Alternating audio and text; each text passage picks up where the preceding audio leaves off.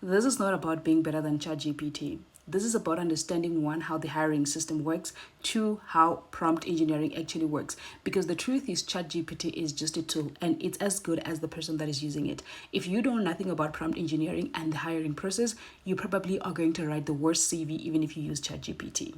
And yes, I do use AI to make the whole process faster, because if you know the process of writing a CV without using tools like AI, it's just going to be way longer and way more expensive.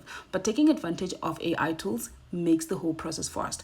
But understanding how the hiring process actually works and how the ATS systems actually works is what helps me write a better CV than most people.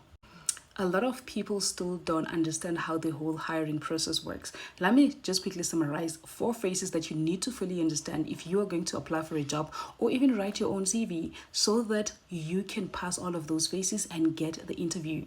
The first thing you need to understand is that, number one, if you are using AI, you need to understand how prompt engineering works to get the best results. Two, you need to understand that the data you give is the data you're going to get out. It's still going to be the same data, just written properly. Okay? But if you give garbage, you're going to get garbage. So these are the first 4 phases that you need to understand. The first thing that you need to understand is that when you're writing a CV, you need to be tailoring to a specific job that you're applying to. This actually helps you put together a CV that, one, matches the job requirements. This is the first thing that you need to pass, because companies do pre-screen. You remember the call that you would get after applying for a job and they're asking you a few questions? Or if you apply through LinkedIn, they will ask you a few questions to see, do you have 2 years of experience? Do you have a driver's license? Things like that. That's pre-screening in action. So if you understand that, you know that you need to only apply to jobs that you actually qualify for. If they say they want 2 years of experience, you need to have the 2 years of experience, unfortunately. Otherwise, you're going to get auto-rejected as early as possible. The second thing you need to understand is that your CV needs to be ATS friendly and readable by the ATS system. And that's the thing that I was explaining there.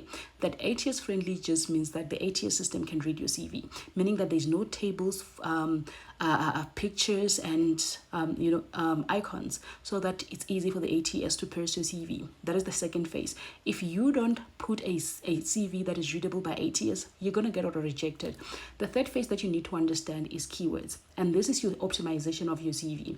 Now, you can have an ATS friendly CV, but if you don't have the right keywords on your CV, you're still going to get auto rejected, because recruiters use those ATS systems to filter out candidates. If they want someone that lives in a specific location, this is why the name of the city you live in needs to be there. If they say they want somebody that lives in Johannesburg and you apply with a CV that says you live in KZN, you're out. If they specifically said they want someone that understands a particular CRM system, and you just write CRM and you don't write the specific name of the CRM that you're proficient in, guess what? Right? Then the last piece of the puzzle, and this is what makes you stand out, right?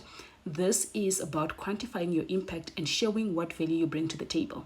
And this is something that a lot of ATS, all these apps and systems that people use to write their CV, they don't do. If you don't give it that kind of information, it's not going to do it, okay? And this is why I say do not copy and paste your job description, because your job description doesn't give the number, the impact, the value you bring to the table. What does that is your KPI. Your key performance indicators, the number, the impact, the value, okay? If you say you've managed or led a team, you need to tell them how big the team was that you led and what results did that team deliver. That's what makes you stand out. So there's a difference between leading a team of 5 and leading a team of 10. You understand? So that's what makes you stand out. So these 4 things, if you fully understand them, you'll write a better CV. Even if you write it yourself without using AI, you'll still get the best CV, better than a generic CV that a lot of people are getting out of ChatGPT. I've reviewed so many CVs, I don't know what I'm talking about. I've seen CVs written by professional writers, CVs written by ATS or by these apps that people are using, and people get the worst CVs. So it's not about being better than ChatGPT, it's about understanding how to use AI and technology, understand how the hiring process works. Danko.